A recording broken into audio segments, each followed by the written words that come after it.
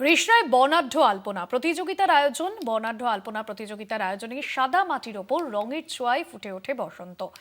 প্রতিযোগিতায় প্রায় ৬০ জন প্রতিযোগী অংশ নেন। ব্রহ্মানন্দ স্কুল মাঠ থেকে শোভাযাত্রা। রিষড়ায় বর্ণাঢ্য আলপনা প্রতিযোগিতার আয়োজন, সাদা মাটির ওপর রঙের ছোঁয়ায় ফুটে ওঠে বসন্ত। আলপনা প্রতিযোগিতায় প্রায় ৬০ জন প্রতিযোগী অংশ নেন। ব্রহ্মানন্দ স্কুল মাঠ থেকে শোভাযাত্রা। আলপনা প্রতিযোগিতায় ৬০ জন প্রতিযোগী অংশ নিয়েছেন বলে জানা যাচ্ছে। ব্রহ্মানন্দ স্কুল মাঠ থেকে শোভাযাত্রা শুরু হয়।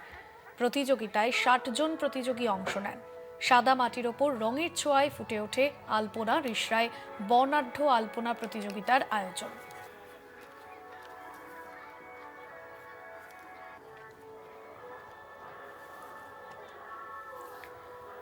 সাদা মাটির মাটির ওপর সাদা রং দিয়ে আলপনা প্রতিযোগিতায় ৬০ জন প্রতিযোগী অংশ নিয়েছিলেন।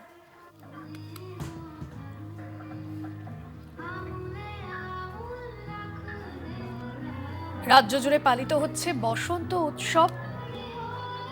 বিভিন্ন সাংস্কৃতিক অনুষ্ঠানের মধ্যে দিয়ে বসন্ত উৎসব উদযাপন চলছে, আর আলপনার মধ্যে দিয়ে রঙের ছোঁয়ায় ফুটে উঠছে বসন্ত। আলপনা প্রতিযোগিতার আয়োজন করা হয় রিষড়ায়। বর্ণাঢ্য আলপনা প্রতিযোগিতায় অংশ নেন প্রায় ৬০ জন প্রতিযোগী। ব্রহ্মানন্দ স্কুল মাঠ থেকে শোভাযাত্রাও শুরু হয়।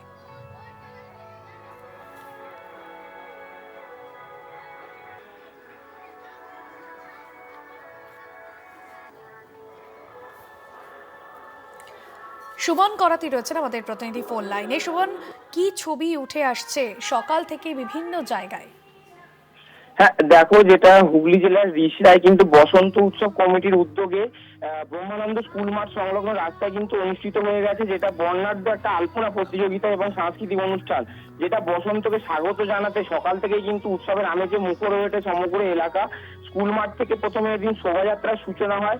ঢাকের তালে এবং আবিরের রঙে সজ্জিত হয়ে শোভাযাত্রা রিষড়ার পশ্চিম পাড়ায় বিভিন্ন এলাকা প্রদক্ষিণ করে প্রথমে, এবং পুনরায় আবার মাঠে এসে শেষ হয়।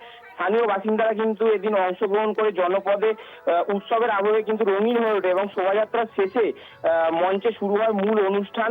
এবং এই উদ্যোক্তা যে সহসভাপতি জয়ন্ত দত্ত এবং সভাপতি নিজে উপস্থিত থেকে অনুষ্ঠানের উদ্বোধন করেন।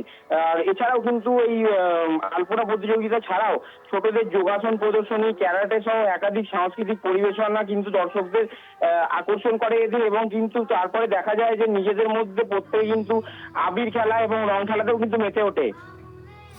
একদমই, ধন্যবাদ সুমন।